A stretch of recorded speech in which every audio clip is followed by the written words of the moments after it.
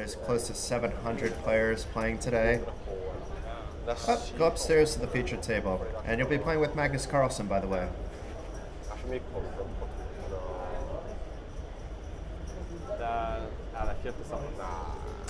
kan jo kjøpe deg et godt lag.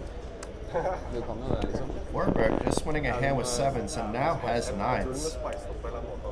This is a hand that's playable from any position, including under the gun. Expect to see him open once again. Kappa ikke Sala hele den sesongen her. Ja, da er det samme. Men nei, altså du kan ha sånn at du må A min raise once again by Forberg. He min raised just a hand to go with the sevens, and perhaps this min raise will save him some chips because Billstead waking up with a monster with the queens. I do not expect to see him just call here. He is in middle position. I think he's just thinking about how much to 3-bet, or maybe has a number in mind. And raises at the 6 big blinds. And fold here with the ace queen. Now, if we didn't see Billstead 3-bet, perhaps we would see Vold do it. Vold looking down, and he is in the cutoff. And does fold. I would say the two options there would be to 4-bet or to fold. The folding is a safer one. And oh my god, we could see some fireworks here. Magnus Carlsen with the ace-king suited. Now I do expect to see a 4-bet.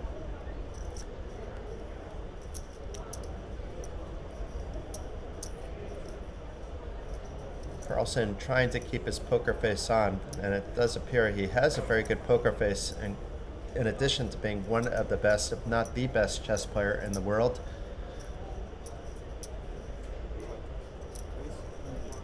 And 4-betting it to 20, that will get Forberg to quickly fold his nines. Very disciplined, didn't even need to think about it, understanding that he was behind one of those players.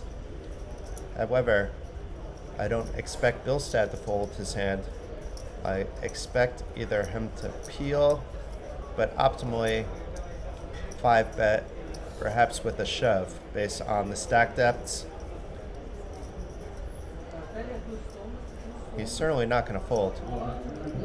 And if stacks were shallower, then I would certainly expect stacks to be in, but perhaps because of how deep players are, we will see some post-flop play.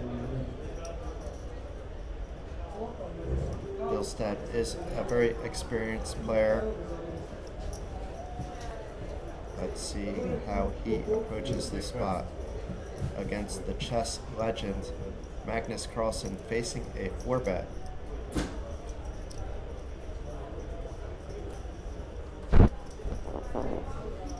We haven't seen Carlsen at all get out of line in the nearly 2 hours that he's been at the feature table. So perhaps these are things going through Billstead's head. The two actually likely played at the outer table together before hitting the feature table on the break.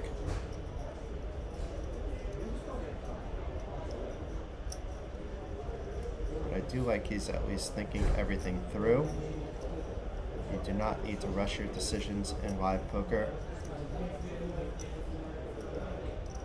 His time bank would have ran out on line though. It does just call. So very interesting here. We'll be playing in position with this queens.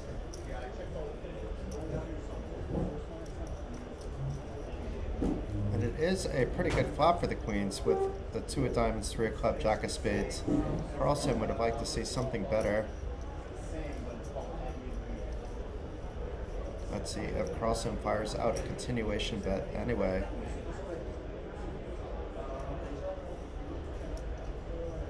It does look like he is thinking about it.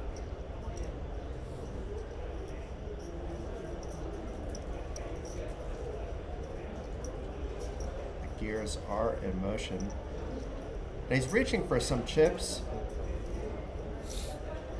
But it wasn't a very large bet, I don't believe. It's 7,000 into a pot of 44,800. Perhaps doing that to make sure he's getting his price on the flop, hoping for something else on the Turner River, or just to see where he's at. But I don't think he's going to get much information if Billstead just calls, but I don't think Billstead should just call. So let's see what Oscar does here. That does look like indeed a call. So Carlsen setting the price. Bilstead just calling. And Carlsen improving to top pair on the King of Clubs turn.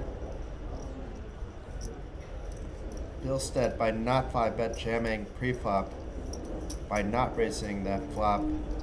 Although if he raised it big, he probably would have gotten Carlsen out of the way. Perhaps will save himself some chips. And Carlsen, despite improving to top pair, does check this time around.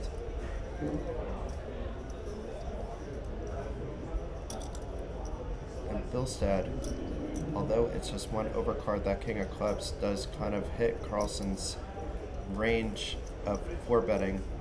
There's a lot of ace-kings like he has in that range. There's also kings and aces. I wouldn't put Carlsen 4-betting light, at least at this point in time, based on what we've seen from him thus far in the event.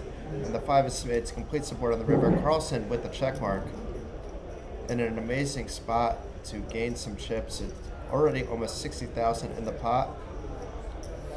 After it went check on the turn, I think we'll see Carlsen try to get a little more value from the river. And bets 1/3 of the pot, give or take, with a bet of 18,000. This may string Bilstead along. Although he shouldn't be confident that his hand is good, he knows he has very strong showdown value.